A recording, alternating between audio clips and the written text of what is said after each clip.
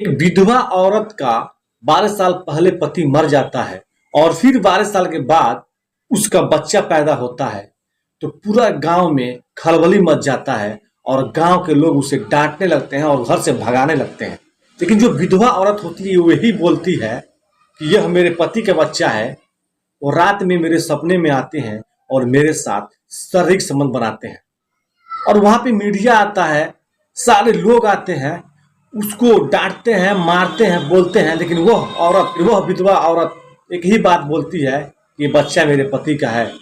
मेरे साथ डेली रात को सपने में आते हैं और मेरे साथ शारीरिक संबंध बनाते हैं। तो आदाब, नमस्कार, मैं अब्दुल सैफी, जो कि आप देख रहे हैं अब्दुल सैफी सफर। फिर एक बार न्यू कहानी के साथ, और एक कहानी है उत्तर प्रदेश के संत कबीर दौर का। पति पत्नी दोनों रहते थे। पति के नाम था मेलू और पत्नी के नाम था शांति।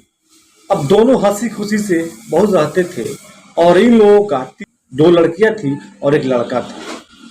मेलू बहुत हंसी खुशी से अपना परिवार को चला रहा था। मेलू का किसी दुर्घटना में मौत हो जाता है और शांति अकेले अब हो जाती है और 3 बच्चों को किसी भी तरह से मेहनत मजदूरी करके उन बच्चों को पालने पोसने लगती है। अब शांति के घर वाले बोलते हैं कि शांति तुम शादी कर लो, कैसे तुम गुजर बसर कर पाओगी। शांति बोलती है मैं शादी नहीं करूंगा, मेरे पति भले मर गए हैं तो क्या है, वो मेरे दिल में है और जिंदगी भर रहेंगे, मैं उनको याद करके मैं जी लूंगी। अब शांति के घर वालों ने बहुत दबाव दिया और शांति के जो वहां पे पटीदारी था उन लोगों ने बहुत दबाव दिया तुम शादी कर लो।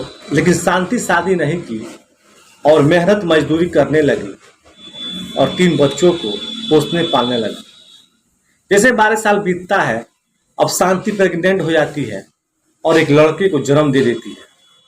अब जैसे यह पता पूरे गांव के लोग को चलता है कि शांति का लड़का हुआ है, पूरे गांव में खलबली मच जाता है। सब आके थू थू करते हैं, सब आके गालियां देते हैं कि तुम बहुत गलीज आदमी हो, तुम एक विधवा हो कि कैसे लड़के का जन्म तुम दे दी। उसके पूरे रिश्तेदार वाले आते हैं, उसको गालियां देते हैं, उसको मारते हैं, ढकेलते हैं। मगर शांति एक ही बात बोलती है कि ये बच्चा मेरे पति का है। वो सपने में आते हैं, मेरे साथ सोते हैं और मेरे साथ शारीरिक संबंध बनाते हैं। लेकिन कोई लोग मानने का तैयार नहीं था। वहाँ पे मीडिया आता था, वहाँ पे पूरे गांव के लोग आते थे, उसको गालियां देते थे। लेकिन मीडिया यही पूछता था कि आप सच सच बता दीजिए कि बच्चा किसका है। शांति, तुम्हारा पति का मरे हुए 12 साल हो गया, तब कैसे बच्चा पैदा हो गया। तो शांति एक ही बात बोलती है कि बच्चा मेरे पति का है।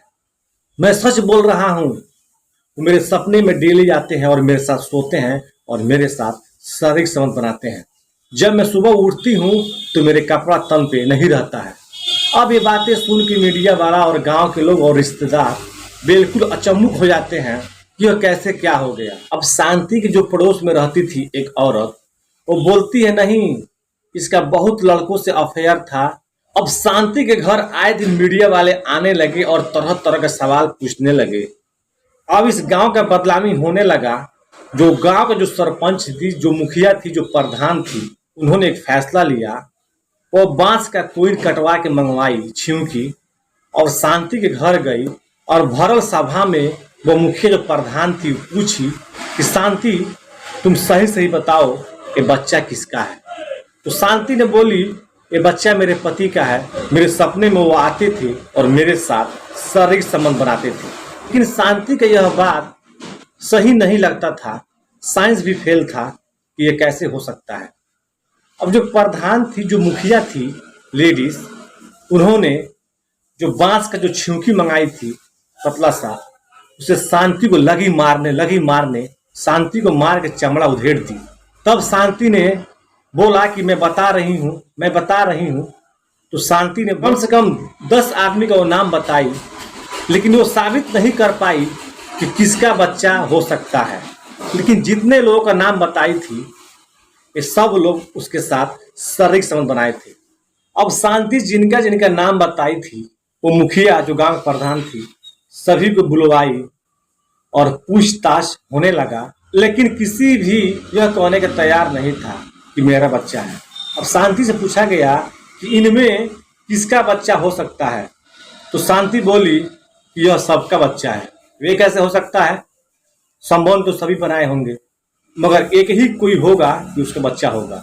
अब उन सभी को वहीं पे कपड़े कढ़वा के, और जो प्रधान थी तो उस बांस के छिंकी से चमड़े उधेड़ दी, और एक जो उसमें नीलेश था शांति से शादी करा दी। तो यह जो कदम था ग्राम प्रधान का बहुत अच्छा था, और ऐसा प्रधान हर गांव में, हर शहर में होना चाहिए। लेडीज थी क्योंकि लेडीज का दर्द वो जानती थी।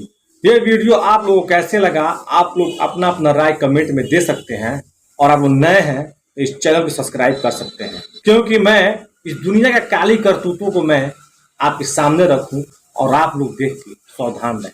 ये वीडियो को दिखाने का मतलब मैं किसी के भावना को आहत नहीं करता, मैं किसी को ठेस नहीं पहुंचाता हूँ।